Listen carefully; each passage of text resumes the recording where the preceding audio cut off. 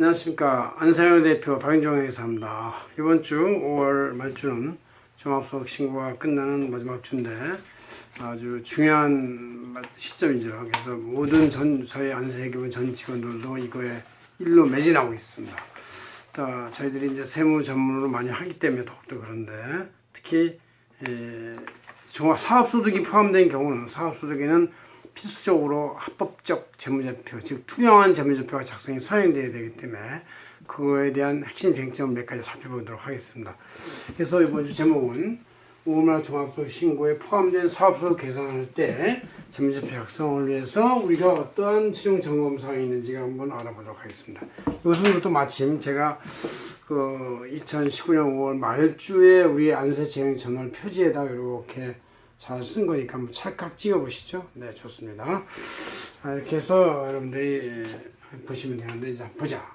그럼 뭐가 중요하냐? 뭐 뻔하죠. 제일 중요한 것은 그 사업자의 총 매출액과 그다음에 이제 사업 매입 원가죠. 그래서 이제 우리가 그거를 확인해야 되겠다 그런 얘기예요. 그래서 전자생명에서 끊는 경우도 있고 그냥 생명할 수 있는데, 그래도 대부분 요새 이제 전자를 끊죠. 그래서 거래자 쌍방 간에 주고받는 수행회사가 국세청 각 사업자의 그 아이디로 들어가면 이제 그 도미 서비스에 아주 잘 명시가 돼 있고, 요새 국세청의 이 빅데이터가 워낙에 잘 가동되니까 전 사업자의 매출액과 매입액이 완전 100% 다 파악이 되고 있다 이렇게 보시면 되겠습니다. 그다음 매출액과 매입액은 이제 우리 손익 계산서로 치면은 이 총 매출액에 대해서 이게 이제 전자 매출액이고, 매입 원가가 이제 전자 매입의 원가가 되는 것이죠. 이렇게 해서 그다음에 인건비가 있겠죠. 인건비는 각종의 여러 가지 형태가 있을 수 있어요. 가장 중요한 것이 정기적 인건비는 근로소득인데, 실제 지급 수액 전 총액, 그러니까 여기에 4대 보험이 포함되고 기타 급여에 포함되는 여러 가지가 있는데, 그런 총액이 이제 중요하고, 또 어떤 경우는 근로소득 대신에 이제 독립적인 외부주 용역인 경우는 사업소득 처리할 수가 있는데, 사업소득 3.3 원칙수의 그 총액, 이것도 네트는 이제 3.3% 뺀 나머지를 주겠지만 총액으로 해야 된다. 또 기타 소득 지급하는 경우도 있어요. 법정 필요경비가 70%가 반영되면 이제 나머지 30%가 소득이니까 이 30%에 대한 소득세율이 20%고 여기 1.1배 지방세가 하면 이게 6.6%가 됩니다. 그래서 6.6%를 원칙인수하고 나서 하고 되고, 또 법정 필요경비가 없는 규정이 안 된 경우가 있는데, 이제 외국인에 대한 어떤 기타 소득 같은 경우는 그런 건데 22% 원칙인수가 됩니다. 이것은 법정 필요경비가 일단 국내에서 인정이 안 되기 때문에.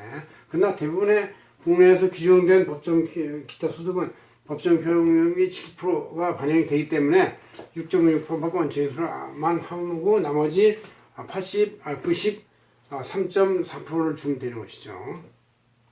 퇴직소득 등도 있는데 이것은 근로소득과 별도로 분리신고된 것일 거예요. 퇴직근무로 아예 퇴직연금에 가입한 것도 있고, 퇴직소득을 준 것도 있고, 이제 이런 게 있을 수 있는 것이죠. 그래서 우리는 인건비에 대해서는 매 6개월 단위, 한 달 단위로 원천인수 이행상황 신고서상의 신고 내역을 잘 확인하고, 총액으로 원가 비용을 집어넣고, 아까 위에서 말한 전자매입, 외주 용역비, 외주 이런 것들이 이제 다 그 외부의 세금 계산서 아니면 계산서 등이 들어오죠. 이런 것들을 잘 반영하면 되겠다 그런 얘기예요. 그 다음 이제 또 중요한 것이 사업소 임차료가 되게 중요해요. 그래서 적반 수행계산서 수입 입수분인데 이걸 수행계산서 꼭 입수해야 되겠다 그런 얘기죠. 근데 이제 아주 작은 가게들은 상대방이 간이가세자일 수도 있으니까 수행계산서를 못하면 그냥 이제 영수증을 주는데, 간이가세자급인 소규모 임차이면 수행계산서 없어도 은행 온라인으로 입금한 금액에 대한 이것은 비용 인정이 되니까 항상 현금으로 지출하지 마시고 은행 온라인 입금으로 해야만 비용 인정이 된다 그런 얘기죠.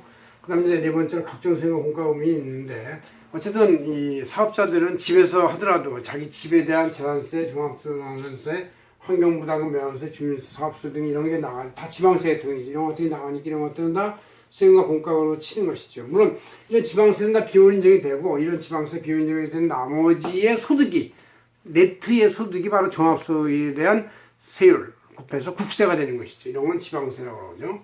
그럼 또 이제 감가상각비를 안분해서 잘 반영해야 되겠다. 그래서 생산시설이나 건물, 직기입품, 기계장치 등에 대한 연도별 법정 상각비를 잘 반영해서 결산에 꼭 반영해야 된다. 이게 결산 조정이라고 그래요. 결산 조정입니다. 결산에 반영을 하지 않으면 이것은 그냥 자기가 포기한 거니까 나중으로 이연되는 것이죠. 적극적으로 회계처리 반영해서 원가 계상을 할 의무가 있는 것만 감가상각비로 안분해서 비용 인정이 된다. 그런 얘기죠. 여섯 번째는 이제 또 차입금에 대한 금융 비용도 이제 중요할 수 있다는 얘기죠. 지급자 은행 수수료 등 같이 은행 비용 납부금은 전부 다 반영이 될 수가 있고, 또 개인 간 차입금에 대한 지급자도 반영이 가능합니다. 그렇지만 개인 간 차입금에 대한 지급자는 은행은 은행 자체가 본업이니까 그냥 여러분이 지급자를 총액을 내지만 개인 간 차입금에 대한 것은 비용업 대금이기 때문에 여러분이 개인 간 이자를 지급하는 금액에 대해서 25%의 세율을 정하고 여기에 1.1배의 원천인수 세율을 정해서 27.5%를 뺀 나머지를 상대방한테 보내주면 되는 것이죠. 그것도 총액으로서 인정이 된다. 왜? 원천인수를 했다고 치면, 원천인수를 안 하면 이제 그때는 적격증빙이 아니니까 비용을 반영할 수가 없습니다. 그럼 일곱 번째 마지막으로 이제 이런 좀 큰 지출 빼고 작은 지출은 신용카드 거래를 하게 되는데 지출금액 인정이 된다.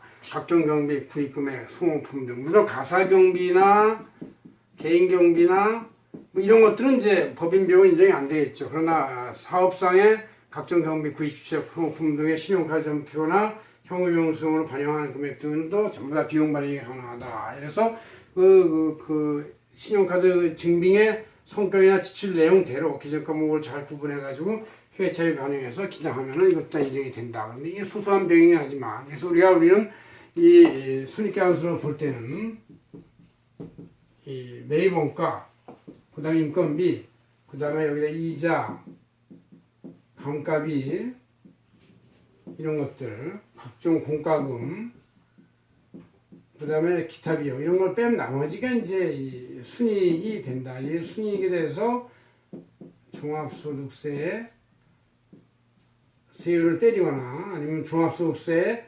합산해가지고 총 그 소득을 계산하는 것이다. 그런 얘기죠. 이렇게 해서 우리가 사업소득에 대한 적격적 재무제표 증빙을 한번 알아봤습니다. 고맙습니다. 안서유 대표 박인종이었습니다.